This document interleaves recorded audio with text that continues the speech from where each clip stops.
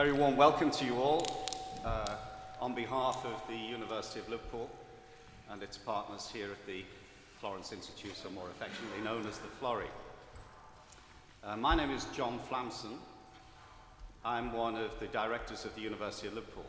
I happen actually to be from around here. I remember once being at a public meeting many years ago, and unfortunately somebody at the back of the room, suddenly shouted, "Didn't I used to push you in the pram?" Unfortunately, it was true, and the meeting went downhill from there. So I just hope none of my babysitters of the past are here. So welcome to one of the university's policy provocations. Do we still need libraries? Can you hear that? I can hear something cracking there. And this particular series of policy provocations demonstrates the university's thought leadership in the city, engaging communities in addressing various issues. Indeed, universities have been called the critics and conscience of society, and we take that role very seriously. Today's debate is relevant, whatever our individual experiences of libraries. As most of you will know, across the UK, the closure of libraries has been one of the most high-profile and emotive elements of cutbacks in public spending. In Liverpool, 3 libraries have been closed: Edge Hill, Woolton, Great Homer Street. And opening hours will be reduced at 17 others. The threat of library closures sparked protests in Wirral a couple of years ago. In this environment, there's a real imperative to examine what purpose libraries serve in today's society.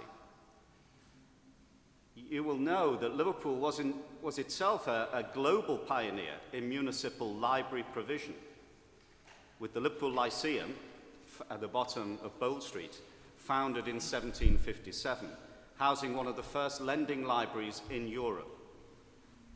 With a major renovation of Central Library underway until spring next year, Liverpool will host one of the new generation of super libraries. Now, the timing and location of today's debate are apt. The Reader organisation, which has links with the university, has its annual conference tomorrow at the British Library in London. And it will explore how and why its weekly Get Into reading groups have been so successful. And it's especially fitting that this policy provocation is being held in the magnificently restored Florey. I think all those engaged in this project should be duly proud. I mean, built at the end of the 1880s by a former mayor of Liverpool, perhaps Councillor Joe Anderson may start a new tradition. The Florence Institute, or known affectionately as the Florey, was designed to address local poverty and provide recreation for young boys, offering a gym and a library. Now, it is a civic institution which has been redeveloped for the needs of the 21st century communities it serves. I actually have my own fond memories of this beacon of hope. I was born in the Dingle in South Hill Road, a couple of hundred yards from here. And the Florey stood even then in the 1950s for ambition and inclusion and quality of life. And I recall a barstool philosopher telling me, not far from here, that the only way to make good from the Dingle was to choose one of the following career options: music, football, boxing, crime, prostitution, or education. I'll leave you to decide which one I pursued, or which multiple choice I pursued. And one of my most vivid memories of growing up around here was my weekly trips, actually, to the library buried in the basement of Dingle Mount Tenements, just down the road. That was buried in the basement next to a health clinic that seemed to excel in giving painful injections for the most minor of ailments. there was also somebody who I know now who worked there who had a fondness for suppositories, but I'll put that to one side. Strange bedfellows I was to muse in later life. Fearful symmetry, I think I was to muse much later, as I understood the agony and ecstasy of learning.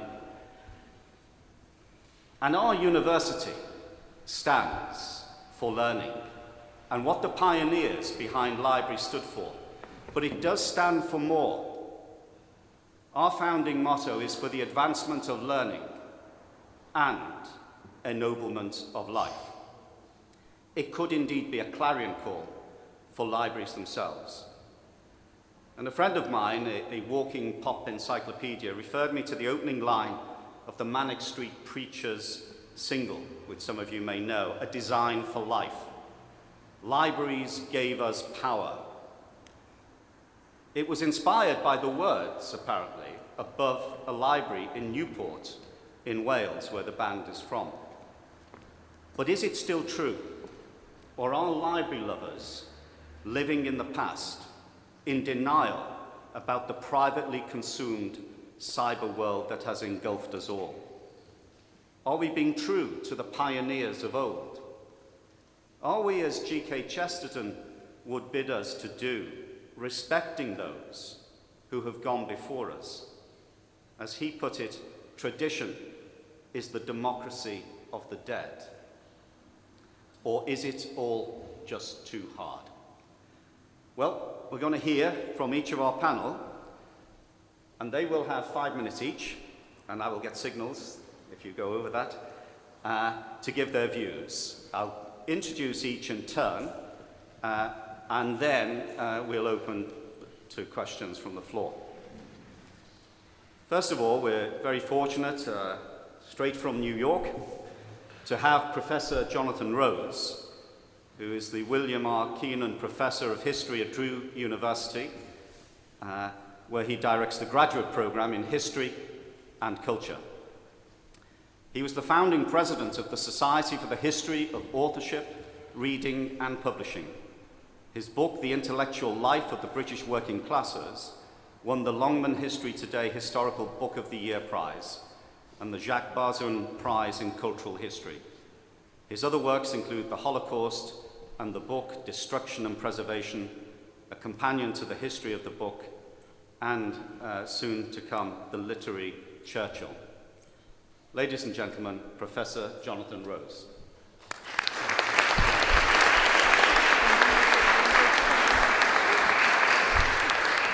Thank you, Dr. Flamson, and thank you all. Okay. We certainly need libraries for many reasons, and I will just discuss 2 of them here today. One of them is that the reading habit is deteriorating rapidly. For many reasons, but partly due to the growth of the cyber world that Dr. Flamson referred to. Today, the average American teenager spends 6 hours a day in front of a screen, computer, DVD, internet, and so on. That teenager spends 14 minutes a day reading magazines, including teen mags, and 23 minutes a day reading books, including those assigned for school. Okay. In 1982, among college-educated Americans, only 1/6 had not read a literary book in the past year. By 2008, the proportion had risen to 1/3. Okay. Compared to earlier surveys, this is actually rather frightening. In 1945, 92% of all American teenagers had read a book in the past year. And at that point, the proportion, the reading habit actually declined with age. In other words, the younger you were, the more books you read, the older you got, the fewer you read. Today, the proportions are reversed. It is the youngest generation who is reading the least, and people read more as they grow older, which raises the question, what will happen when the most literate generation passes from the scene? Okay. Recently in the New York Times, a high school teacher reported that she can only teach the Vietnam War by reading from a book in class. Let's say not assigning a book and then discussing in class, but actually reading through it in the class, because otherwise the students simply would not comprehend it. I do think that the internet, though it has many virtues, does encourage a kind of grasshopper reading, flitting from hyperlink to hyperlink, and it does undermine the ability to read a sustained narrative. So we need libraries to keep books in circulation. And when I say books, I don't mean a screen, I mean paper and ink. Okay. The second reason we need libraries is they are a medium that is not controlled by the government or corporate interests or large media conglomerates, and therefore they can make controversial literature available to the general public. Let me give you just one example among many. Some of you may be familiar with the controversy surrounding the notorious Dr. Andrew Wakefield, who suggested that the MMR vaccine may be a cause of autism and was struck off the medical register. His critics, who include most of the respectable medical establishment, called him a dangerous fraud. His supporters, who include many parents of autistic children, called him a courageous whistleblower who correctly identified an iatrogenic disease and was punished for it. Now, Wakefield's critics, at least in the United States, have gone further, urging the media not to cover the debate over vaccines and autism as a scientific debate, because any suggestion that there are two sides to this question might cause vaccination rates to drop.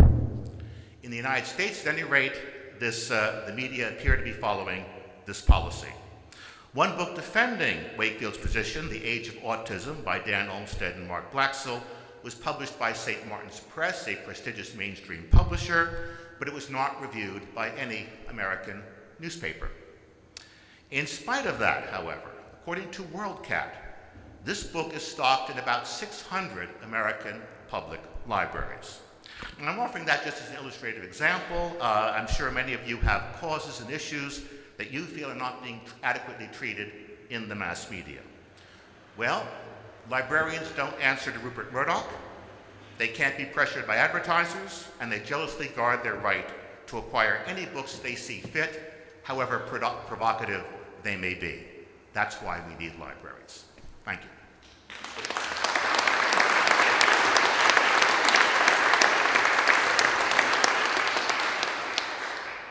Thank you, Jonathan, and for the brevity, which is just a warning to the other panelists. We need Americans to show us the way, is basically what our next panelist is Alan Davey. Alan was appointed Chief Executive of the Arts Council for England at the end of 2007. He was Director for Culture at the Department for Culture, Media and Sport from 2003 until December 2006. In an earlier stint at the then Department of National Heritage, he was responsible for designing the National Lottery. Blame him if you haven't won. He's also worked at the Department of Health and held the post of Secretary to the Royal Commission on Long-Term Care. He has been a visiting Fulbright Helen Hamlin Scholar at the University of Maryland and has degrees from the universities of Birmingham, Oxford and London. Alan was recently awarded an honorary doctorate by Birmingham University. Ladies and gentlemen, Alan Davey.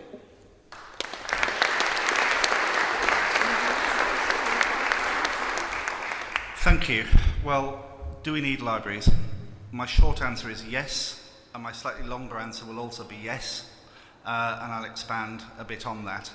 But I think in order for libraries to remain relevant, we need to be vigilant.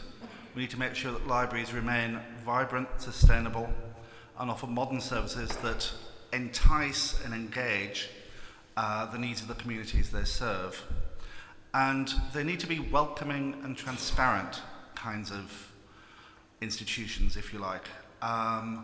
The days of the library where you just had walls, high windows, shelves that you can't reach the top of, I think they're long gone, or they should be long gone.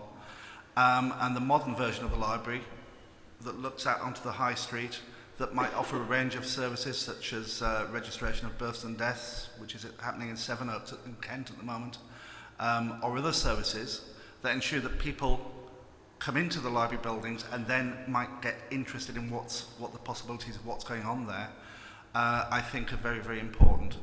But why do they matter? And I think it is about the written word and literacy. And in this society, the ability to read is central to be able to fully participate in and enjoy life. And libraries, I do believe, can play an important role in the right way of promoting and encouraging literacy and enticing people to read for pleasure. It's really important. Well, being able to read is important in itself as a citizen, but actually having the time to read narrative and get that richness that the language of narrative gives you as a human being, and that ability to explain and understand the world around you, and that is a real passport to being a successful human being in this society. And I think that important role for libraries is fundamental. There's all kinds of things going on in libraries. For example, the Summer Reading Challenge and 6-book challenges that show the way that you can engage young people in reading more, and I think we need more of that. Also, it's a world in which we're bombarded with information, and this kind of proliferation of channels is often seen as a threat. I think it's something libraries have to face and take advantage of, because the amount of information that's available can overwhelm us. An expert library professional, a librarian, can help us interpret that proliferation of information, can help give us the tools to navigate it, and can actually introduce us to the digital world, because although large parts of the population are living digitally in a very fundamental and all-pervasive way, many people aren't as well. And I think libraries can help connect those who are digitally unconnected with the digital world, but in a setting which is in some ways communal, has the company of other people around it. And I think that sense of convening is quite important. It's something we need to think about. I don't exactly have the answer, but if you look at the music industry, we thought digital technology would destroy it. It's upset its business model, but actually it's brought people together to hear more live music than ever before. And so the whole experience of encountering music has changed, and libraries need to find some power to convene that brings together disparate elements of digital world and leads people to this communal activity, reading, talking about books together, reading groups and all that, that is a key part of society. So I will argue that libraries remain important. I think we're a development agency for libraries, so we're about new ideas and what libraries could try in the future. And we have to work with libraries, try new things, celebrate the successes, spread the successes, so that libraries can remain relevant and serve the population in new and vital ways. And discover libraries as places where people can come together and, if you like, stimulate their minds in the best way possible. I think there is a future, but we have to help shape it. Thank you.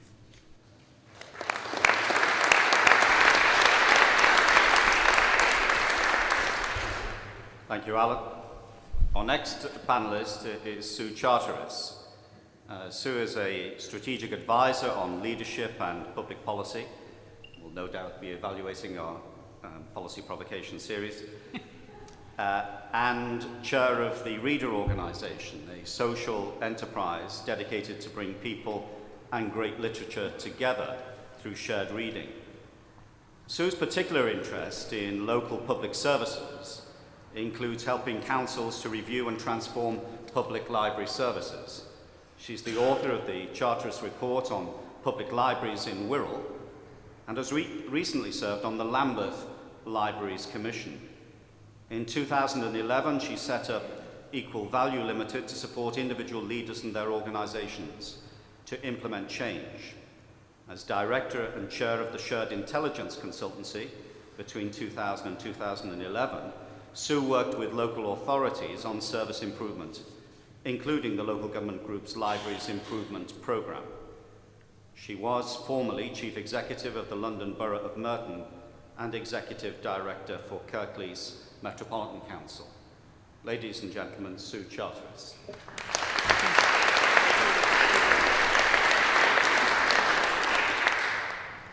Firstly, I'd like to thank the University of Liverpool for hosting this debate. It's incredibly timely, it seems to me. And I've got a book with me called Books for the People, which I was reading on the train, which reminds us of how much of the history of public library movement was born in this city.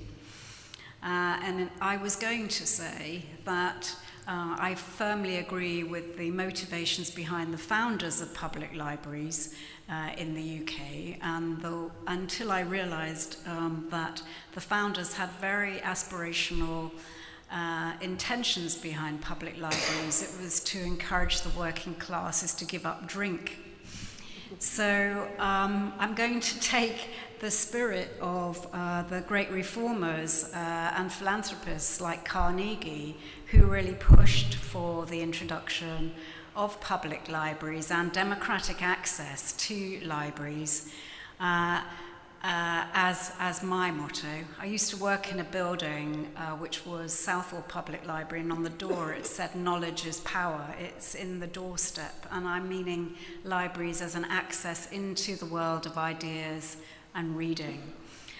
So what I want to say in saying yes, there is a need for public libraries, is that it has to be focused on reading and access to the written word, as other speakers have said. And I think that's what was the driving motivation behind Carnegie, behind Tate, and the other reformers. But I think we've got a problem, and we in the Reader Organisation are desperately behind efforts to encourage reading, and particularly shared reading. But as other speakers have mentioned, that's not where we are at the moment. So UNESCO use reading for pleasure as the key indicator of people's access, of people's social mobility. And yet, of 65 nations, UK is 47th on the list of doing that well. So something's going wrong, and I think we need to look at what is working and how we can get more of that to happen. I want to say a bit about the shared reading programs that the Reader Organisation runs, because that's one way into this issue. It's helping people connect with other people, and it's giving them access to contacts they wouldn't otherwise have had. And our research, for example, shows that 96% of the people taking part in shared reading groups organised by the Reader Organisation talk about enjoying meeting people they wouldn't otherwise have met in other aspects of their life. 80% are more positive about life. 91% felt more understanding towards other people. So if that isn't reading for well-being, what is? We really mind about this, and with my other hat, if you like, looking at working with library authorities across the country, it's very clear that there's some really, really good offers around, and particularly the role that the super libraries are having in those cities where they've already opened, I think gives us a real opportunity. And I think Liverpool's is due to open at the end of this year, or is it early next? I think every library service needs to gravitate around a super library, but we need to think very hard about what the rest of the offer looks like. And we really need to find a way of connecting in to those people who haven't enjoyed that passion, whose parents never took them to a library, who wouldn't dream of going into an intimidating building, and working hard to see what new ways we can find to encourage particularly young people, for over 45% of whom don't use public libraries now. So targeting the resources that we have still got to spend on libraries to find new and imaginative ways of doing that. I recently heard Amy Eshelman from Chicago Public Libraries talk about the work they're doing on a program called U Media, Yes, using the book, but accessing the book through other digital media. It's a very cool place to go for young people in Chicago. She's now rolling that out across the US, backed by the President of the US, to make that happen in other states. I think even though times are really difficult, we need to find a way of encouraging collaboration between philanthropists and lottery bodies to see if we can help produce more models of what those good wow places, those cool places for young people to access the written word in our society. Thank you.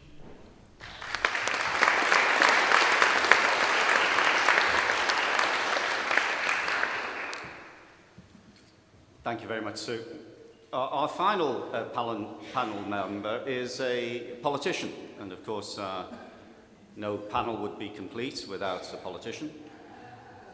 I hear you chant fully, our lives would be bereft without politicians, like the cast in T.S. Eliot's Choruses from the Rock or something. But he was leader of Oxfordshire County Council, 2001 to 2012. And he qualified as a chartered accountant in 1967 and enjoyed a successful career in publishing and professional education until selling his business interests in 1990 to enter public service. Councillor Keith Mitchell has been actually an Oxfordshire County Councillor, still is, since 1989. He served as social services spokesman in the Hung Council from 95 to 99.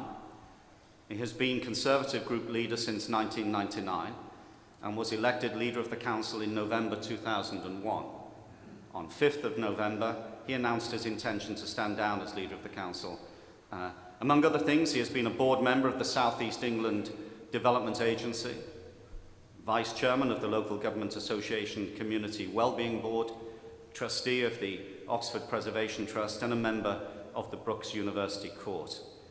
He was awarded a CBE in the Queen's Birthday Honours in June 2007 for services to local government.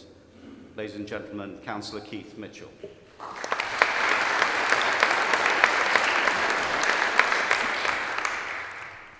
Thanks very much for that introduction.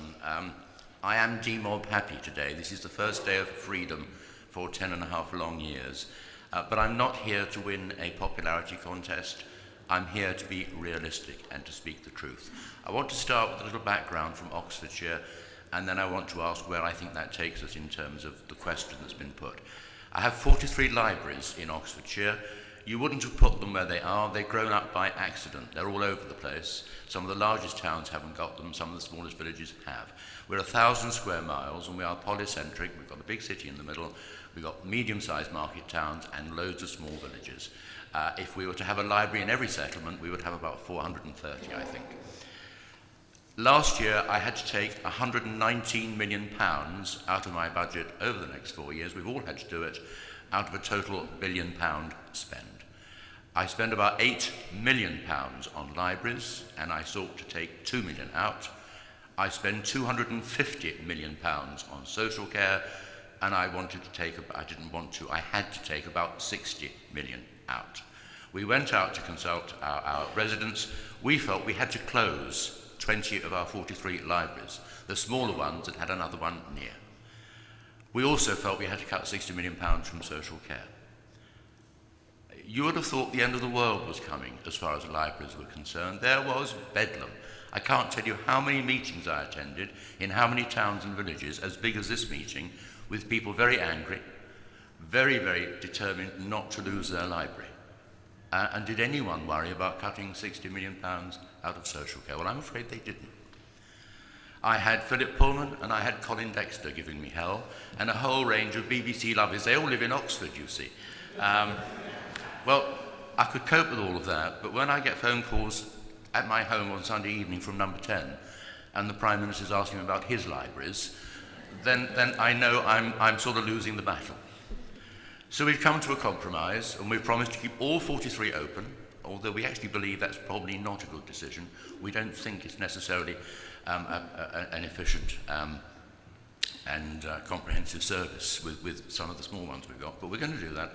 But we're going to look at staffing some of them partly with volunteers. That isn't popular, but that's where we are. So, and we have not been judicially reviewed. We've not been taken to the courts. Our scheme seems to hold water, and we're moving forward with it. So what does that mean in terms of the question, do we need libraries? Yes, of course we do. But I think we have to stop thinking about libraries in a traditional sense. We have to think about libraries no longer as simply being bricks and mortar in which there are books and there's a librarian. I think we have to change our outlook very substantially. I think I heard Alan say that, and that cheered me as someone from the Arts Council. I think we need to see a library as a social centre where people who don't want to read, perhaps have never read, may come for a cup of coffee and a natter, and may bring their kids for a play. I think we need to see it as a business centre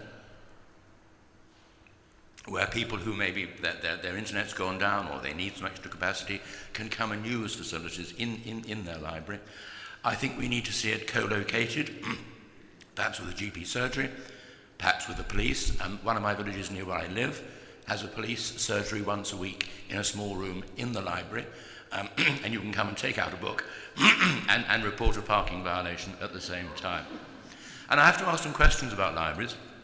Why don't they open on Sundays when most people aren't working? Quite a lot of people aren't working. Why don't they open in evenings when people are home rather than at work? Why don't they reflect the needs of people more?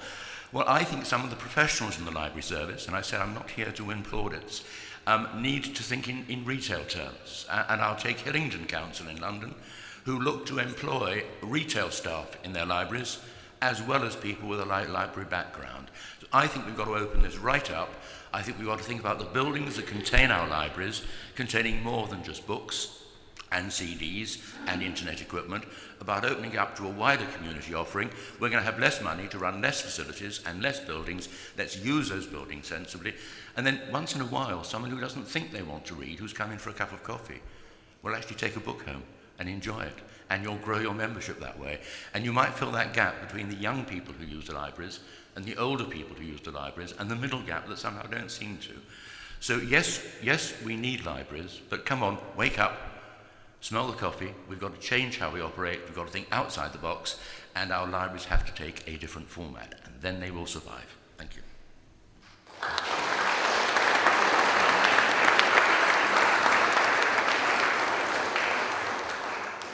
Thank you very much, Keith. You've heard from our distinguished panel. This is your opportunity. I'm not going to summarize everything they've said, but they've moved widely across an agenda from social reform to community centres to retail outlets to digital companions. The floor is yours. I think we've got some mics at the back. I can see one hand up at the back. Was that gentleman there? I feel like I'm on some auction here, you know, sort of. Yeah, I'll take three questions. Anybody else? One down here and one here, and then I'll come over to this side. So, okay, you'll get your chance. Yeah, one here, there, and then here. Thanks. That was an interesting. Sorry, could you speak up, please? Sorry. Thank you. That was an interesting panel. But I'd like to know to what extent you think that what you're actually offering. Sorry, to stick to Keith there at the end, is just a glorified town hall.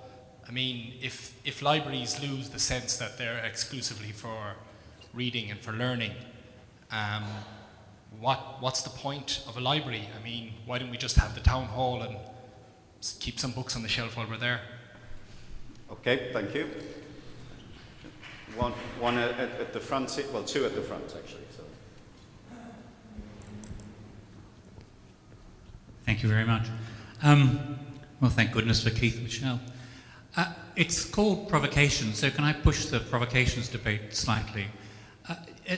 I'm yet to be convinced by answers to the question, do we still need libraries? There seems to be a basic argument from several of the panel members that we have a problem about reading. Okay, and I think we may all agree that there's a problem about reading. I haven't quite seen the link between the solution to the problem about reading is libraries.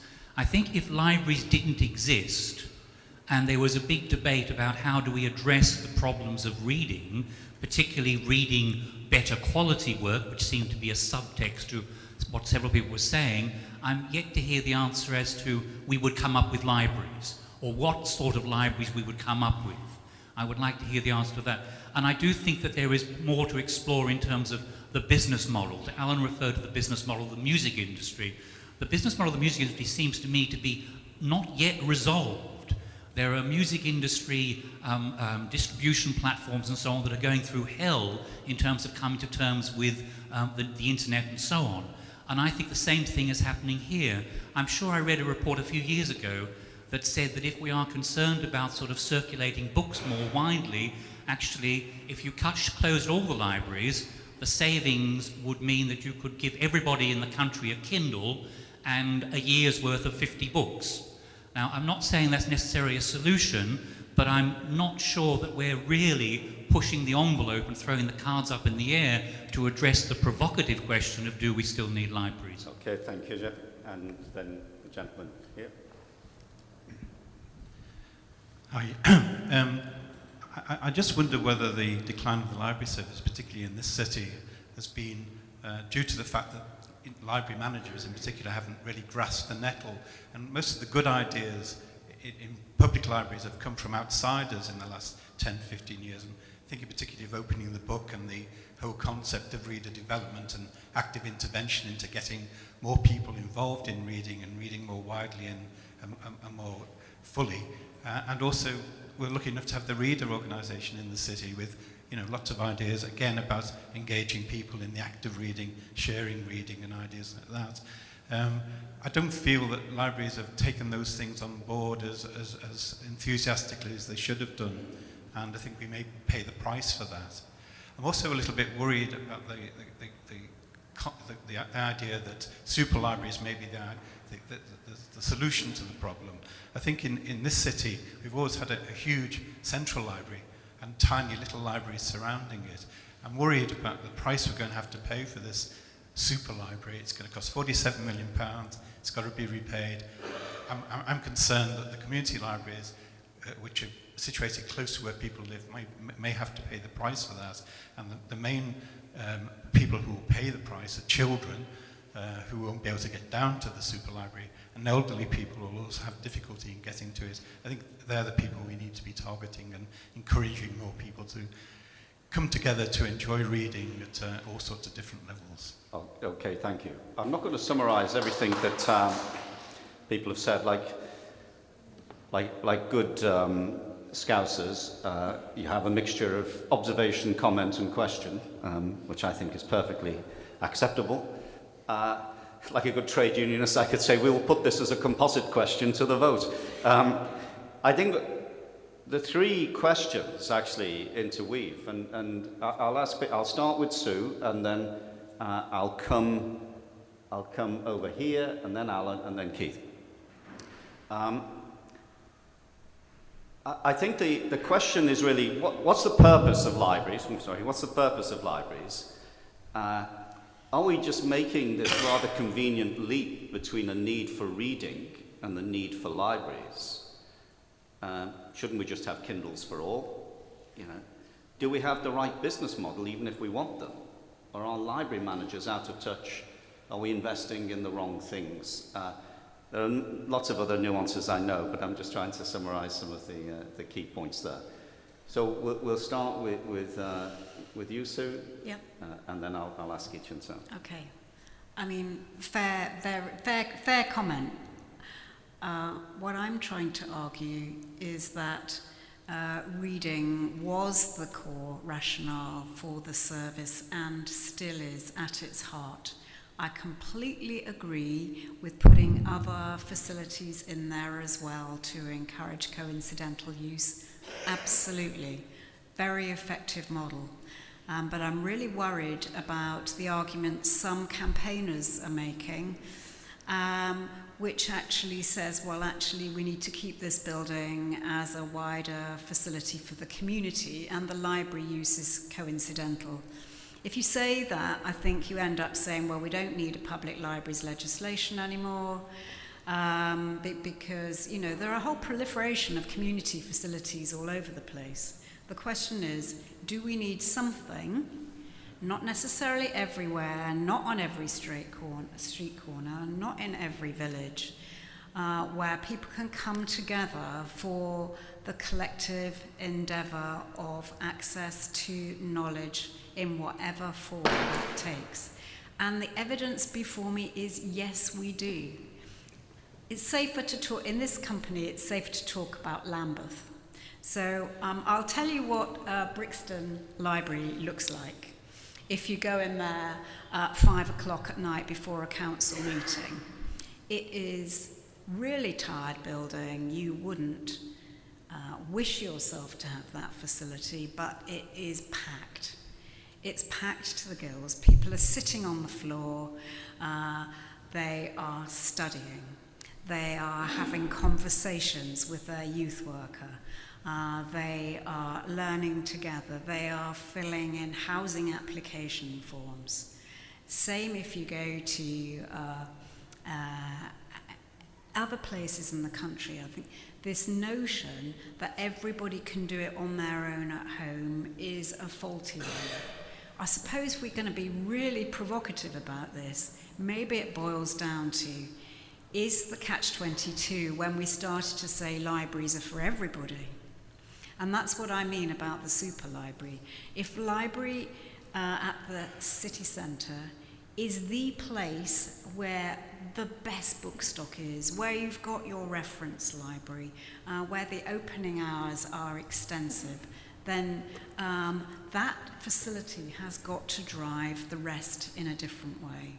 What Lambeth has decided to do, and it was the worst performing library authority in the country, it couldn't have got much worse really, is have a debate with local communities about what working cooperatively with local community providers might mean for the rest of them. And Alan's got his Lambeth Library card here, very good.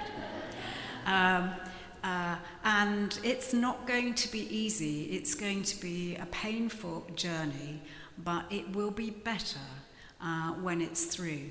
So very new enterprising models are coming forward to have different ways of providing that service. The council has been completely transparent about how much it's spending on each library. Took some doing, because that includes all the central overheads as well, and saying, well, if you want to keep this open, then this is how much money we'll put in the pot to keep this facility going. And I think, you know, with a huge amount of hard work, there will be a better mix.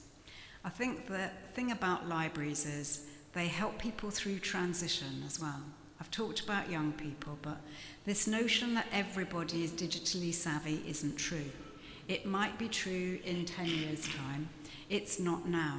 So helping people access that new world, whether it's because they can't afford broadband or they don't know how or they're worried about security on the internet, then that's the role that librarians can play in this journey to the new digital age.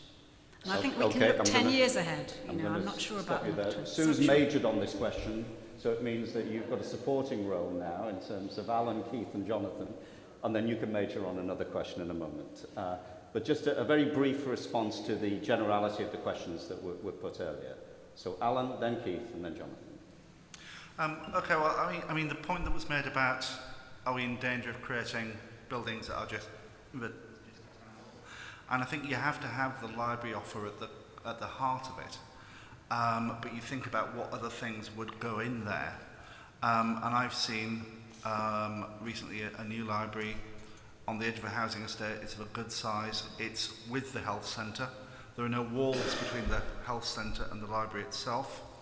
But still, they were yet to actually realise the potential of the link between the two. And they also had kind of community meeting rooms of various kinds attached to it, which were apparently unused. And you know, everything was visible from the outside. So in theory, it was a good library. But I said to them, well, have you thought about coming to us for money to get writers in and you know, or various other things, arts events of other kinds, to get young people in and to bring them in through the library to the place at the back, and for these places to become, if you like, places of safety, which is in a way what you two were describing about Brixton Central Library. Places where young people in particular, I mean, okay, we've got problems with literacy in schools and how people are learning, but if libraries become safe spaces, then there's a chance that we might be able to work with young people and introduce them to the power of literacy and the power of books, if we think about it in the right way. But you're right, Jeffrey, you were talking about the business model. And you're right, the music industry, some of it, the dinosaurs, are in a terrible state. The ones who've kind of gone with who've been imaginative, they've actually found a new business model that is sustaining them for the next few years.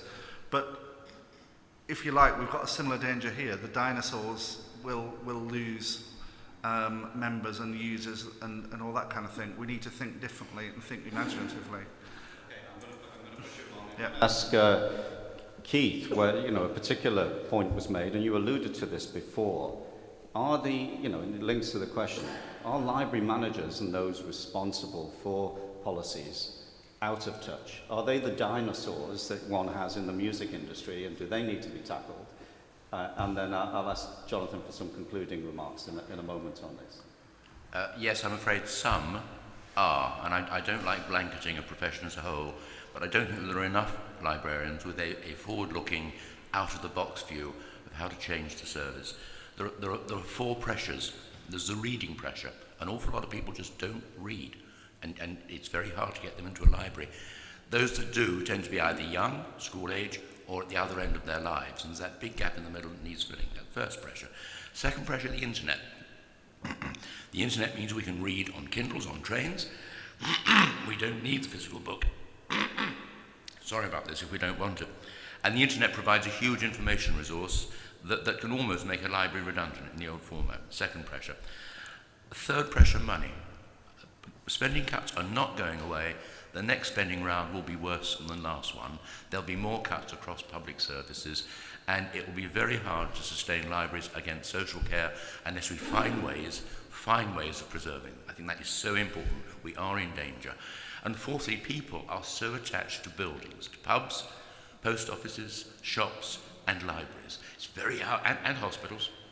And you try to take bricks and mortar away, even though you can probably provide a better service in another format, and you can't do it. Those four things put together mean that we really need out-of-the-box thinking. There isn't a single universal blueprint because places are different. What would work in Oxfordshire won't work in Liverpool. But we do need to think outside the box, and we do need to look at joining up with other services to make the most of our libraries, to increase the offer to people and to get people inside them. Okay, thank you. The fact when I was posing that question about dinosaur librarians, I was accidentally looking at the university's librarian, but that was purely accidental, by the way, Phil. Just wanted you to know there was no intended sort of focus on that. Now that I've said it, you'll all be wondering, He's a wonderful man, by the way.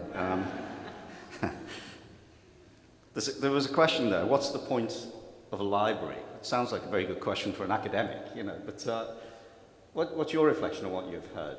Well, when Andrew Carnegie began doling out money for public libraries, his foundation also provided blueprints for libraries, and all these blueprints included a public meeting space, like this. Because in the very beginning, they realized that libraries can't just provide books, they also have to provide other community services. So I have absolutely no problem with the idea that to bring the readers in, you might put, say, athletic facilities and boxing lessons under the same roof as a public library. The settlement houses like Toynbee Hall combine all kinds of community activities and facilities in addition to a library. So I think that's not so much a new model. As an old model, it still works very well. Thank you. I just like the idea of boxing and reading. I think Ernest Hemingway would approve. We'll throw in the deep sea fishing, and I think we'll have a super library. Right, I'll just take some questions from over this side. I had this lady here on the third row, one in the front, and then one behind. So 3. I'm so glad I came to this lecture. Like yourself, I used to use the library in the basement of the tenement building, and sometimes I'd go to the posher one down in Lark Lane, where Hilda Ogden used to work, and she was very strict. I came from an area of severe deprivation in the Dingle, and had it not been for libraries, I don't know what I would have done. I moved on from there to all the best areas in the city: Kirkby, Kirkdale, Toxteth, Kirkby, Kirkdale, and I now live in Crosby. We have an excellent library in Crosby, and through them, I'm a self-taught lawyer. I did a law degree, an external one from London University. I did the solicitor's exams, all on my own with 4 children. Now, I have my youngest son, I engendered him to read. He read 100 books before he was 7, and he's now a successful screenwriter. My middle son is on the autistic spectrum, wasn't diagnosed till in his 30s, and the question I want to ask, and it's really aimed at politicians. Last June, I had an appointment at the Carnegie Library to ask an MP about the implementation of the Autism Act, which I helped to promote, and also I asked him about the closure of a discourse in the library, a drop-in centre, which was very, very popular. And they were very, very successful in helping my son and lots of people with learning difficulties. That MP did nothing. He didn't even turn up to the session. And I am about to write a panorama documentary related to autism and my experience of what happens with people with that condition, and he will be named as regards to the Carnegie Library. And the library I have, I cannot sing the praises enough. And the politicians ought to go into the libraries more often and read on economic theory. Well then, I have no doubt that you're going to name them, no doubt at all. But I'll take the lady in front of you. There's a mic here, and then you got it, yes. Thank you. A lot of people don't know that one of the big advantages of our free public lending library system is the sheet music collection. Now, most orchestras and choirs that are not professional rely on scores and copies from our big public libraries. It's quite beyond the means of most orchestral societies and choirs to buy printed music, even if it were available and in print. A copy, scores for the Messiah, will knock you back 150 quid. That's before you've hired the hall, because the halls aren't cheap now. You can't get a free church hall or a free school hall to rehearse in. And the sheet music collections of our libraries are absolutely essential to the music life of the British Isles. And if other aspects of the library service go, what is going to happen to the sheet music collection? Secondly, I'd like to say, as a member of a reading group in Liverpool, that we greatly appreciate the books that are provided, the bulk copies that are provided for our reading group to be able to discuss. It would be an expensive business for us all to buy them. And of course, even if they're on Kindle, you may have to buy them anyway. Thank you. Thank you. And then a couple of rows behind. And then we'll put the questions to the panel. You've talked a lot about literacy in young people, but you haven't mentioned the disappearance of school libraries, which are not actually protected by law. And why aren't they, even though prison libraries are? Okay, thank you. And I'm going to ask Alan to address the question about sheet music. I'd like Keith to either defend or out the politicians.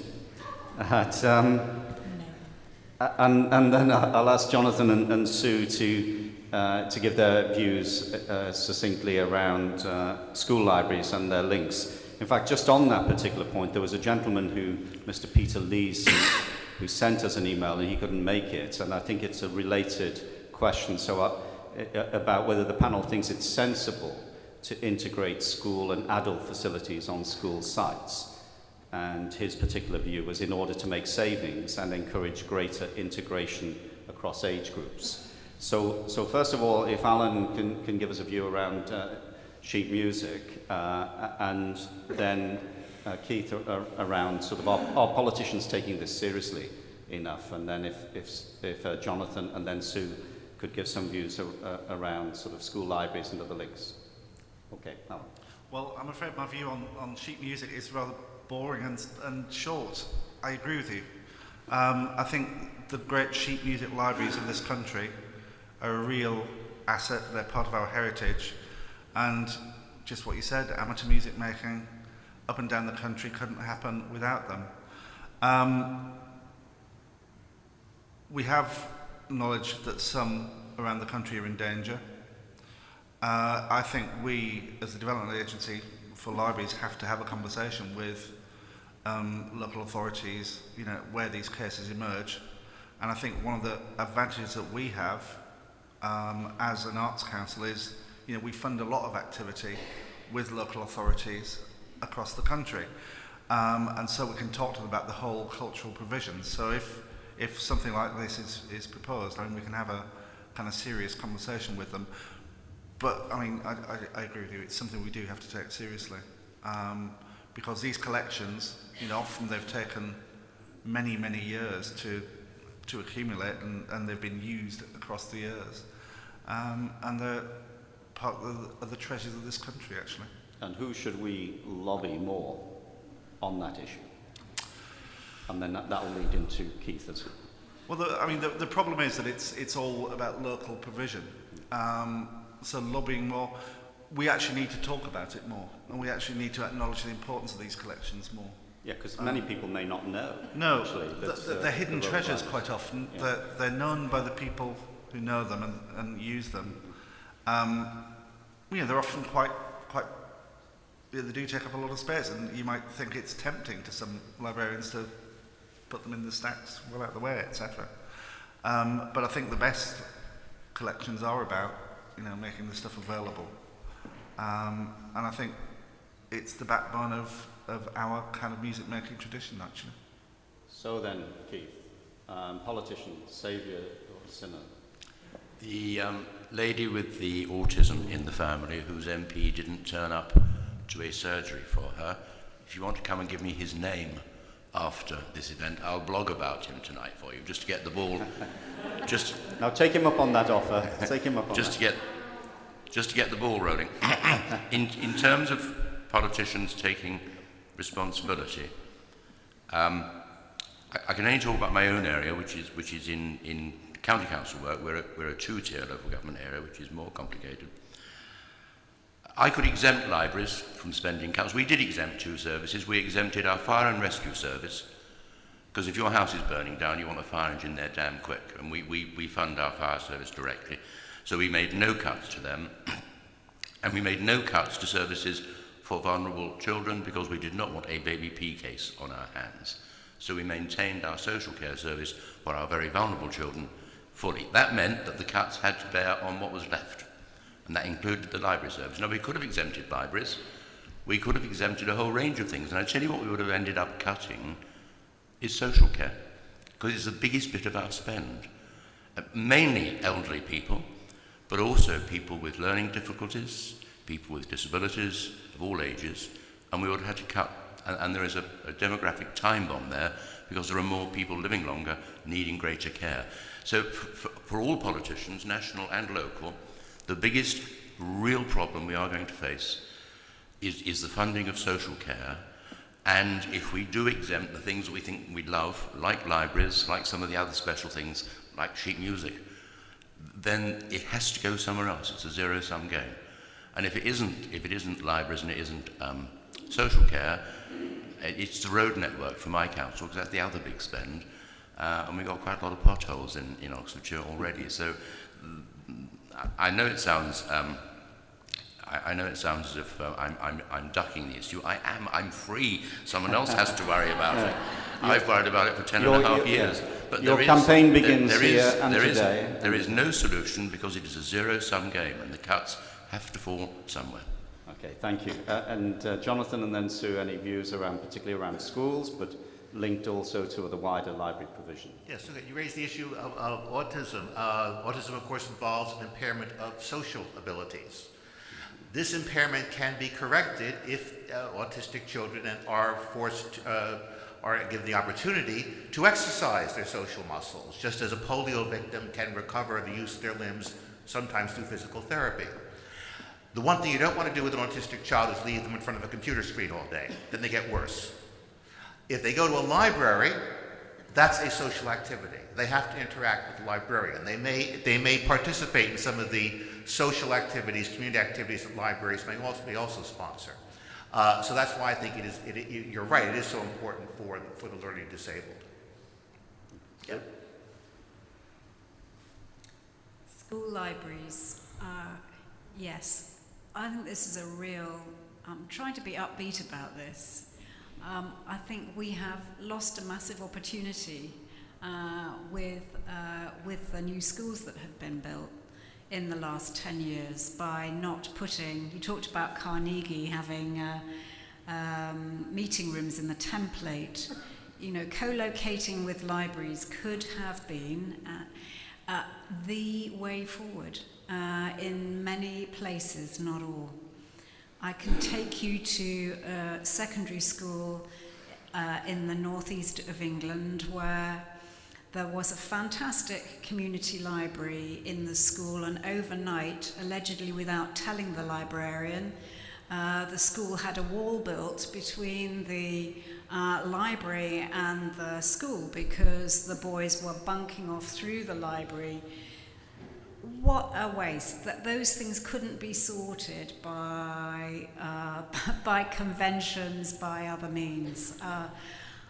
It is a really good model. I'm told it's a really popular model in Germany and elsewhere where you have, particularly on secondary school sites, you can manage those relationships. Sadly, there are rare examples. I think it's a real difficulty now because they're built. You could say exactly the same about some of the new model health centres that have gone up, built under a different template from the NHS. Putting libraries into those makes complete sense. It still can be done, but it's going to be tough. Thank you. I'm going to take any questions. I'll take from this side. I'm doing stereophonically here, but you know, questions or observations. You know, I'm not outlawing observations. So, gentleman here, and then the gentleman at the back, and then I'll take the lady in the middle, and then I've not forgotten the two of you. We'll come back to you in a moment. More of an observation. What we seem to be forgetting is that libraries are a cost-effective knowledge hub. Many people can share the same resource, and that's a good thing. Having dealt with electronic publications, if I send them to someone, they will print it out. They will send it to somebody else who will print it out. 35 times, a lot of paper. Thank you. And then the gentleman behind, and then the gentleman at the back. Perhaps I should begin by putting my cards on the table. I've met with Sue Charteris a number of times. I've had some of those late night conversations with Keith Mitchell, CBE from Oxfordshire County Council. I represent the largest private company that runs libraries across the United States. It's the largest company running libraries in the world. Its name is LSSI. I'm not here to advertise for LSSI, but we do happen to be in the process of, in the last 4 organisations bidding to win Wokingham Library contract. We're in the last 5 organisations to win a contract to run the public libraries at Croydon and Wandsworth. We don't seek to own the buildings, we don't own the shelves, we don't own the books in them. What we do is run fantastic libraries, and I'm sure Professor Rose and Alan Davey may have seen some of our work in the United States. What I'm interested in asking about, somebody just touched on libraries being a cost-effective model. They're not always in the UK, unfortunately. There are some gross inefficiencies in public libraries in the UK, just as there are inefficiencies in many council services across different local authorities. I've spent the last 11 years inspecting local authorities on behalf of the Audit Commission. I've seen 150 councils live close up. There are gross inefficiencies in many of these councils that could be resolved. One of the things the horrible Conservative government, and all the pain that it gave this particular city, one of the good things that the Conservatives brought in the late 80s, early 90s, was a process called CCT, Compulsory Competitive Tendering. It forced councils to put their services out to competition, not necessarily to the private sector, but it encouraged direct service organisations from within the body, almost under a management buyout kind of philosophy, to see if the staff could run the service more cost effectively than the council could. In many cases it worked. Anybody that grew up using Huyton Leisure Centre, Wavertree Leisure Centre, Garston Leisure Centre will see the effect of what became either a DSO taking over the leisure centres in the 90s and the noughties, or indeed in some cases the private sector taking over those leisure centres. The question I'd like to put to the panel is very simply this. Why, when libraries primarily remained sacrosanct from CCT throughout the 90s and the noughties and into this decade, why, when libraries remain pretty much sacrosanct from competition under the best value regime that the Labour Party brought in 1997, why should libraries remain exclusively managed by councils when private companies like LSSI, the 5th biggest library system in the United States, can run them cost effectively, commercially, bringing new people in, opening them up to people? Co-location is involved in all of our libraries. We just run them better than they're currently run by councils. Why should it be the sole domain of the local authority? Okay, thank you, and I'll take the gentleman at the back, and I will come to the other couple of people. Are you okay? Is yours covered? This is a question for Councillor Mitchell, and it really touches on what we've just heard. When you made these cuts, in what sort of detail did you go into how the money was spent? In Liverpool, for example, a few times I've wanted a book. It's been on the catalogue, but not available. People have taken them and not returned them. There's no attempt to charge any fine. Not so long ago, the Central Reference Library was giving away shelves and shelves of books for £1, quite valuable books. A friend of mine bought something on Greek architecture or something for £1. He saw it on the website for £50. Book dealers were coming in, getting books by the armload. There was about 4 or 5 shelves of very specialist books, which I happen to be interested in, all given away for £1. I asked, well, why is this? Oh, she said, no one ever wants them. And I said, well, look, I'm here, I want one. They seem to think every book must have a mass sort of appeal. And you can go on and on, obvious waste in libraries, not so bad now, but libraries not so long ago in Liverpool were very overstaffed. So before you made these cuts, can I ask you, did you go into the minutiae, if you like, of expenditure, of how libraries spent their money or wasted it? And did you ever consider making a small charge for borrowing a book, which I know you can buy a book for a decent book for 20 pence in a charity shop now, but I don't see why, or did you consider making a small charge, and if not, why not? So I'd appreciate an answer to those questions.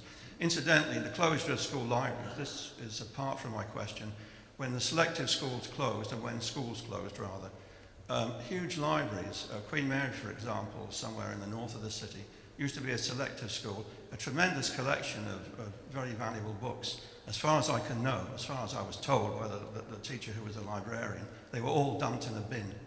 Now, that's just a comment further to the remark you made about school libraries. But the question, as I say, is really for Councillor Mitchell and what he did in Oxford. Thank you.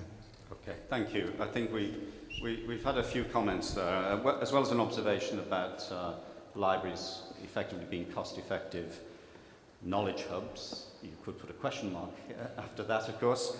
I'm still thinking about your task of seeing 150 councils close up. It sounds like some punishment, doesn't it, really? But you're still the soft underbelly of the councils of Britain. That's a new paper that's coming out quite soon.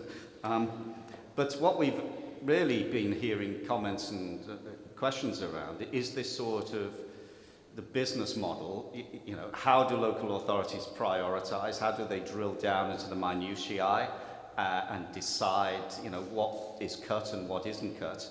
And why, you know, do we still have this lingering feeling that libraries have to be run by town halls, you know, given compulsory competitive tendering and commercialization and use of social enterprises in so many other service areas? So I'm just interested in the panel's opinions on this, but if you could be brief, because I want to go over to this side of the hall.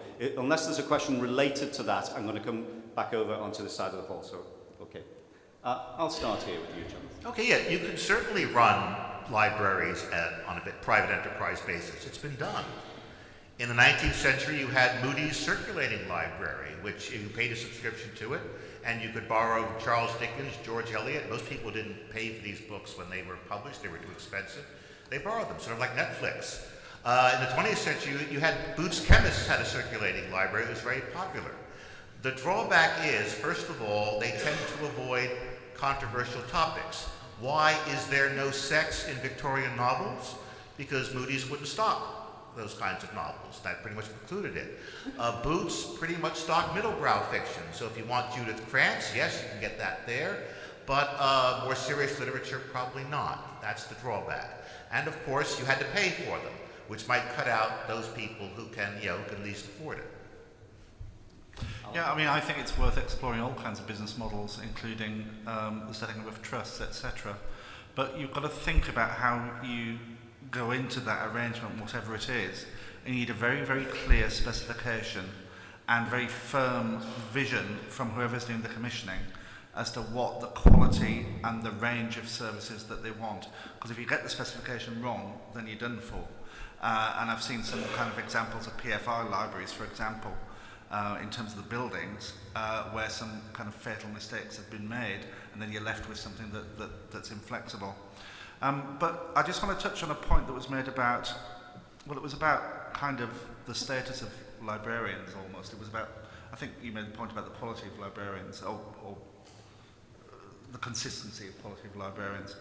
One of the things that I've noticed is, compared to, as the Arts Council's had responsibility for library development for about 6 months, and what I've found is that quite often those responsible for library services are quite low down in the hierarchy in local authorities. Not always, but sometimes. And do have difficulty in getting their voices heard. And one of the things that I've been doing in talking to library professionals over the last few months is trying to find ways of getting their voices heard and getting some of the good ideas that they have actually taken seriously. Because I've seen some examples of great innovation. And, you know, a senior librarian said to me, do not patronize me about innovation. Don't talk down to me about innovation. I innovate and look at what I'm doing. Others of my colleagues innovate. But quite often, it's when we go in at chief executive level that we can then start, and this is all early days for us, but we can begin to have those conversations about possibilities and kind of bring up the library voice in a way. And I think going forward, that's going to be quite important for us. Okay. So. Yeah, I mean, I think that the models for providing public libraries will get more diverse over the next few years. I don't think there's any deliberate plot to stop that happening.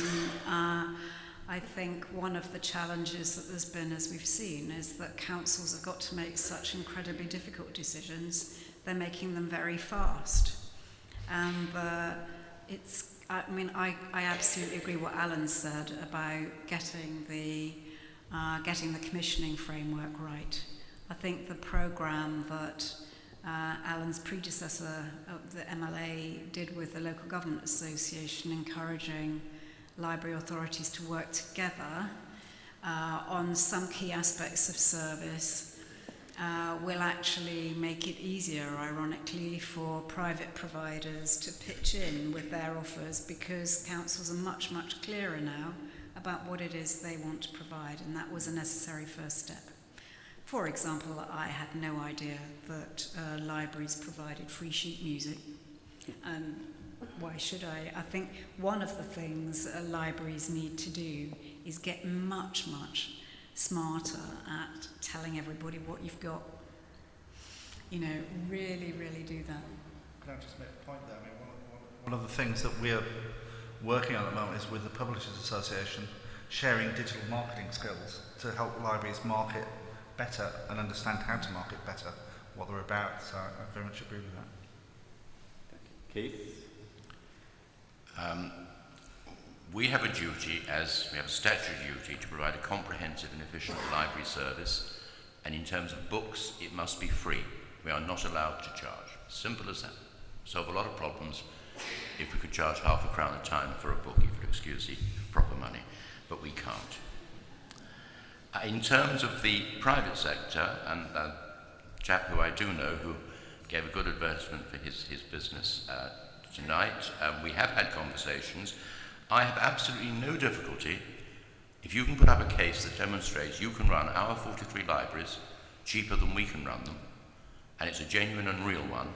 I have absolutely no difficulty if that library service is in future run by a private sector company rather than by council staff.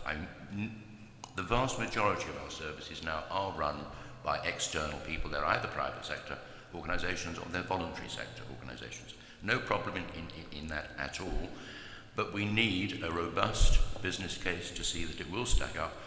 And how we'll do it for some of our smaller rural libraries that open 10 hours a week in a small village miles from anywhere, good luck, I don't know. In terms of did I look at all the spending of my council, we spend nearly £1 billion a year.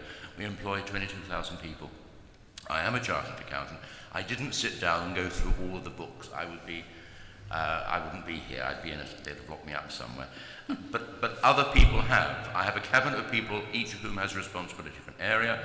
I have quite a strong audit service who look through the spending, not just for the probity, not that it's correct, but also that it's value for money. And we have external examination. We don't get it 100% right. We all do silly things from time to time as councils, like selling books for £1 that could go for more. That sounds like an argument for getting people in from the retail sector to work in the library service and to have that feeling for where there is a few bucks to be made that perhaps a conventional local government route might not do. So I hope that's partly answered it. It's always easy to tell stories about local government inefficiencies. I firmly believe that local government is the most efficient bit of the public service, and it's infinitely more efficient, I'm sorry, than Whitehall and some of the civil servants spending there. And that is a firm belief that I will take to my grave, and you'll have to work very, very hard to change that view. It isn't perfect, but it's good. As a former civil servant who's now beyond my time of recall, I totally agree with you. But now we have a couple of people here, and I'm just going to take a couple. How many have we got? I want you all to be succinct because there are 4 hands up, and we will close shortly. So I'll go from the front here and back. So there's gentleman at the back, lady there, gentleman, and then lady here. So if you can be succinct, because I'm going to ask them to be very brief in terms of the response. Quick observation, don't forget that local history is a way of pulling people in. The other question I have is how, of course, the communal aspect of access to knowledge via the library is a wonderful thing, and in parallel with the digital world, the British Library, Library of Congress, whichever major repository that you have, how does everybody gain access to that? I love going to London and going to the library reading room or out to Boston Spa. The digital technology is there. In another 10 years, as people are more coming online, there will be a way for everybody to access everything that the British Library has. No idea if you can digitise it all. Of course, for researchers, sometimes you want to actually touch the book itself, but sometimes it's simply access to the book. So somehow that has to go in parallel. The democratisation of the access to knowledge, even if you don't want to go to university, don't want to do a PhD, even if you are somebody who is quite happy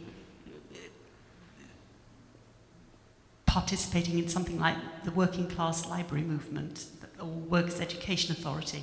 So that access to the major repositories of the world, I think, is a huge thing. Sorry, I have gone on more than you wanted. So don't worry about that, because my colleague Phil Sykes, the university's librarian, will be very brief in his question. Indeed, John, there's a first time for everything. Since you've already outed me as university librarian, I felt I ought to say something. I did find myself actually surprisingly agreeing with a fair amount of what Keith was saying. I don't think libraries should be preserved in a fossilised state. I don't think it's always essential to keep a particular branch library open, which is why in my career I've closed down many site libraries and departmental libraries when it's made good pragmatic sense to do so. I think libraries should co-locate with other functions when it's sensible to do so. I think they should be imaginative about opening hours, which is why Liverpool University Library and Liverpool John Moores University Library are open 24 hours a day, which is why we have extensive computing provision, group discussion facilities, a cafe and a Muslim prayer room, for example. So most of the librarians I know are not resistant to change in the way that Keith suggests. If you'll allow me 1 second observation, one thing that worried me, not just about what Keith said, but about what a couple of other panel members said, was the automatic assumption that the development of information in electronic form will always and inevitably lead to a wider diffusion of knowledge and a greater democratization of knowledge. You started right at the beginning with the observation that the Lyceum was one of the first lending libraries in Europe. And lending is, of course, absolutely central to the kind of libraries that we're talking about today. And it's easy to have a system of lending with printed books because you just buy them, you can do what you want with them. Now, actually, that's a problem for publishers because they don't, in some ways, they don't like things being lent because it's a lost sale. And what they're doing with business models now, of course, is making absolutely sure that they don't repeat that mistake. So they're developing licensing agreements that actually make the emergence of the equivalent of lending rather difficult. And I think that's going to be an increasing problem for libraries over the next 5 to 10 years. And it's quite difficult to see how a poor working class kid in 7 or 8 years' time gets the kind of access to books and to literature that I would have had growing up in the 1970s in West Yorkshire. Thanks, Phil. And then there's a couple of rows behind. There was somebody. Yes. Yeah, you got it. Yeah. I work in a very deprived area of Liverpool in the north, and we actually took over our library from the council. We moved it from a sports centre where it wasn't doing very well into what is our lifelong learning centre, the Communiversity. Since we've took over the running of the library, the footfall into the library has vastly increased, according to council figures, and also the borrowing. But talking about bringing different ideas into the library, we work in partnerships with the Sure Starts to encourage mums into the library, to bring their toddlers into the library. We encourage people with learning disabilities into our library, and they come in and they do basic skills and literally learning to read in our library. Because the library is based now in our Lifelong Learning Centre, we also have online facilities in the library, but for people that cannot use the computers, and there are so many in Liverpool that can't or don't have access, we also have an IT room, so we provide classes then. We're hoping that people who are coming into the library, and I think, I'm not a librarian, I'm a community development worker, but I think is it 500% increase in footfall. Those people we are encouraging into informal learning and hopefully back into learning. So I think, yes, we can take things from the council and we can run them much more efficiently. And we can work in partnerships with other sectors within the community. A lot of people that come into our library, they love our librarians. Leslie is one of our community librarians who goes out into the community. She goes out into the schools to talk about libraries. She goes out into old people's homes to talk about libraries. We look at reading and learning as a whole different aspect to when it was council run. The people that come into our library, some of them do just come in for a chat. Some of them now are coming in and taking courses with us. So yeah, I think and we are a trust, Old Valley Community Trust, so I think they can run a service much better than the council. Okay, thank you very much, and I'll take the final point there.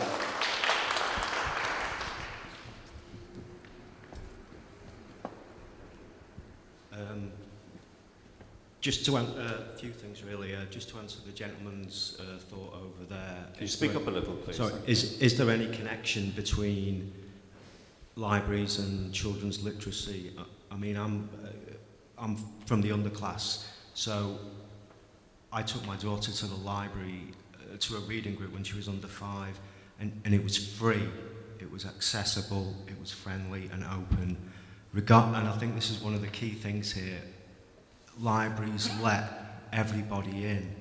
Doesn't matter if you're black, white, you have mental health problems, your age, doesn't matter. The door is open, and that's one of the key things that libraries mean to me.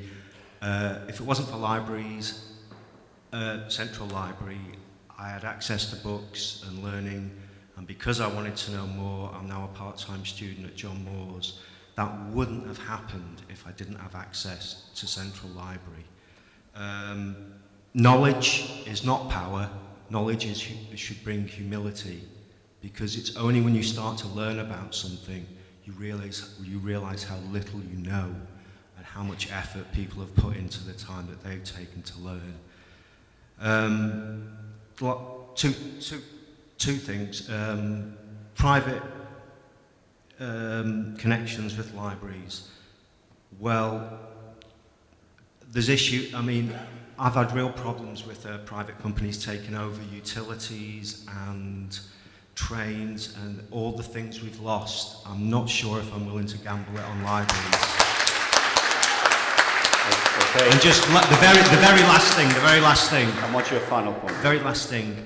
Librarians in Central Library have, in my experience and many other people's, have been friendly, thoughtful, and very, very intelligent. I don't think any private company could do better than that. Okay, thank you very much. I'm not going to treat what we've heard as specific questions to the panel, not because of the lack of importance, but because of their importance. What we've heard are people's various stories about the importance of libraries' opinions on whether they should be privatised or not, the importance of libraries in terms of inclusivity in society. Because of time, and we promised people we would get you out round about now, I'll start at the end from Keith and work back to Jonathan. Within 30 seconds, you don't have to answer all the questions. What was posed to you is, do we still need libraries? You can say yes or no. You can say yes and amplify it, but you can't take more than 30 seconds. And it starts now. Yes, but they need to change. And two, that last speaker touched me. We have deprived communities, as you have deprived communities, and too many kids go through life without getting basic number skills and reading skills and the joy of reading. We need a real challenge for libraries is how you get in those people who currently don't go, how you make them more open, more accessible, and you get in the really deprived members of society so they get reading and number skills and they get a chance in life. Thank you. Sue. Yes, I will support the speaker that reminded us that libraries let everybody in. I think that's absolutely what's unique about libraries. How we do that will change, but that basic principle is really, really important. Gives people a second chance. Some people refer to it as the community living room. It's that space that isn't school and it isn't home, where people are let in without anybody saying, what are you doing here? You haven't made an appointment. Come back tomorrow. That's quite unique. Thank you. Alan? Yes, we do need public libraries. Yes, they should be at the heart of communities.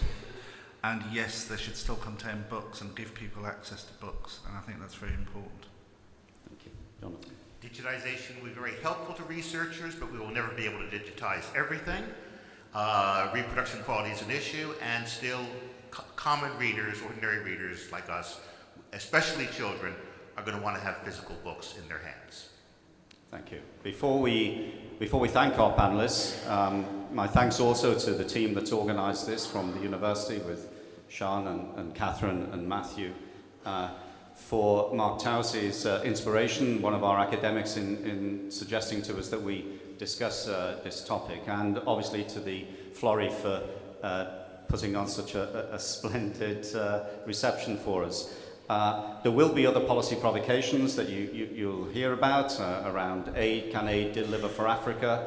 And whose job is it to make business responsible? And so if you want to know more about our lecture series, please ask us. I think that what we've heard tonight is this very strong sentiment about the connection of libraries and reading and community, even in this digital age. And I remember not too long ago, I was in the Central Library in the cafe area having a coffee because I was en route somewhere, so I'd gone to find something. And then I saw a group of guys, and there were 4 of them, and they were all in their 80s. And they meet every Thursday and spend the afternoon in the library doing their own thing, and then they have a discussion around a cup of tea between 5 o'clock and 6 o'clock. I asked the guy, I said, well, what were you discussing today? And believe it or not, it was where do the North Dakota Indians come from? As a good Scouser, I offered an answer. I said, how about South Dakota? And I was asked to join the group. And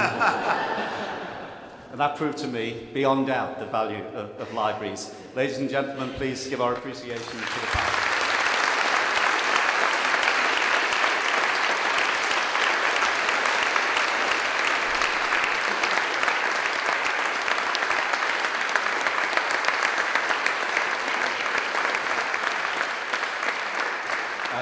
You are now invited for refreshments down in the gym, a typical Liverpool workout.